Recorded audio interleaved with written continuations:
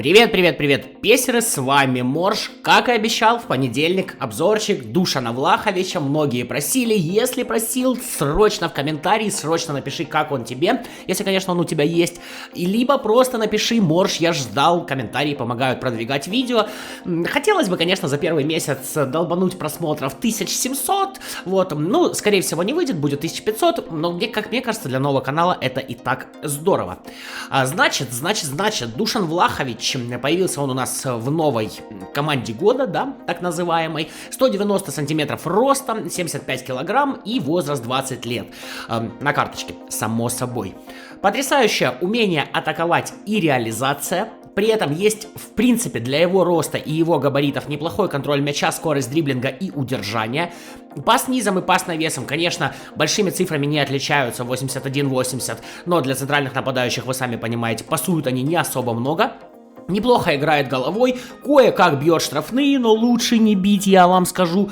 Подкрутка тоже оставляет желать лучшего на самом деле, хотя красивый гол с подкрутки у меня в обзорчике будет.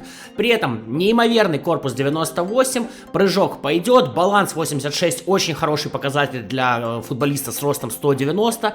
Великолепнейшая выносливость, вот тут на самом деле вообще собака порылась, тоже все вам это расскажу. Отличнейшая скорость, отличное ускорение. И вроде как отличная сила удара, но крайне печальная слабая нога и физическая форма 5, это, конечно, тоже не здорово.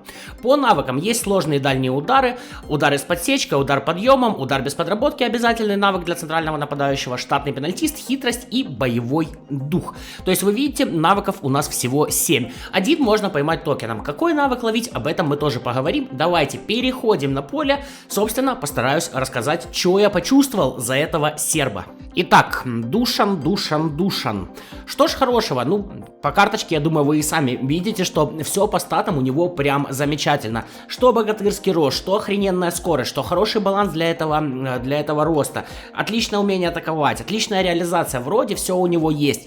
Но без минусов здесь не обошлось, и здесь, к сожалению, по крайней мере, ребят, по моему мнению, сыграла такая вещь, как нарисованные статы. Вот я их почувствовал, честно вам скажу. По карточке он должен был быть, ну, практически безальтернативной имбой. Да, Холланд немножечко интереснее смотрится по карточке. Тем не менее, Влахович должен был быть максимально хорош. Он оказался просто хорош. Постараюсь рассказать вам почему.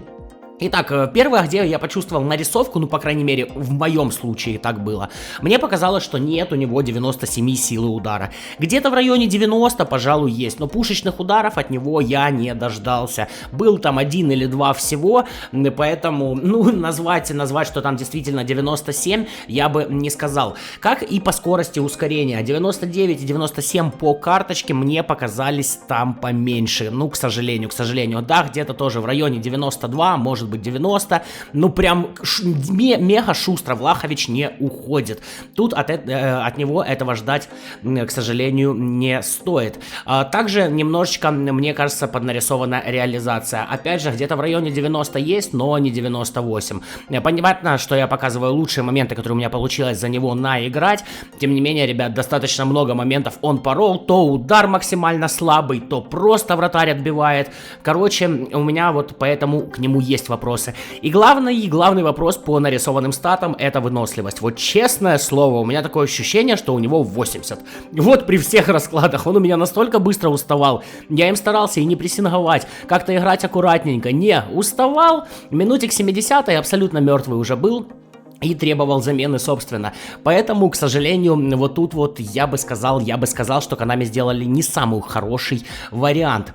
При этом остальные статы вполне себе работают, и вполне себе он на них играет.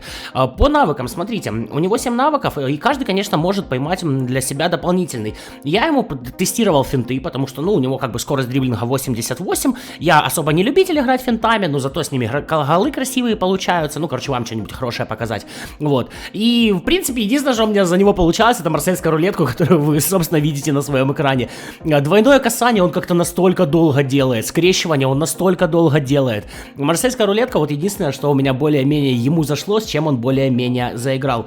Само собой, кроме марсельской рулетки, скрещивания и двойного касания, у нас там есть ножницы, у нас есть эластика, вдруг вы спец, который этими финтами умеет классно пользоваться в онлайне, тогда, конечно, можно поймать и их.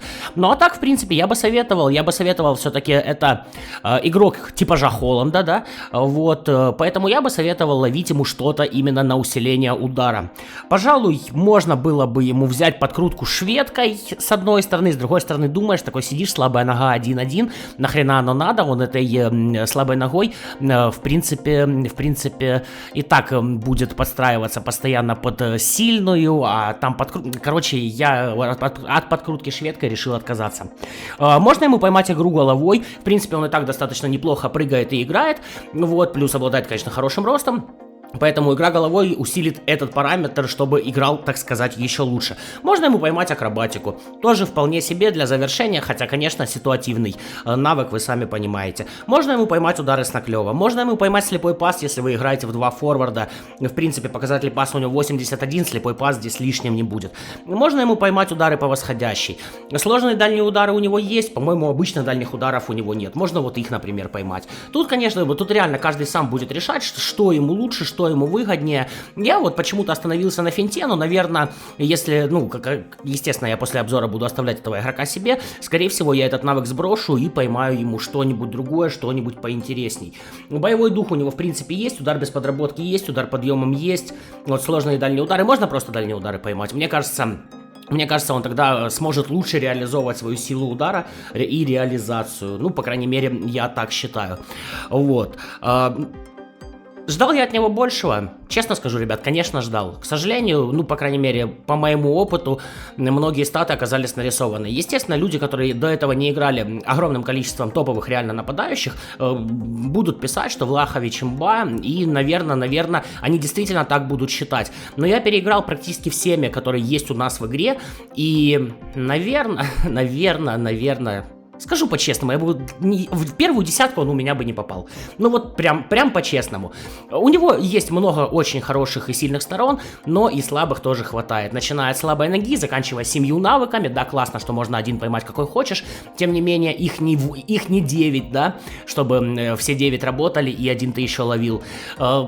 Не слишком... Как по мне показалась реализация, по крайней мере, не такая, как на карточке. Не слишком скорость не такая, как на карточке. Короче, минусов тоже хватает. Поэтому, к сожалению, больше чем 7,5 из 10 я бы ему не ставил.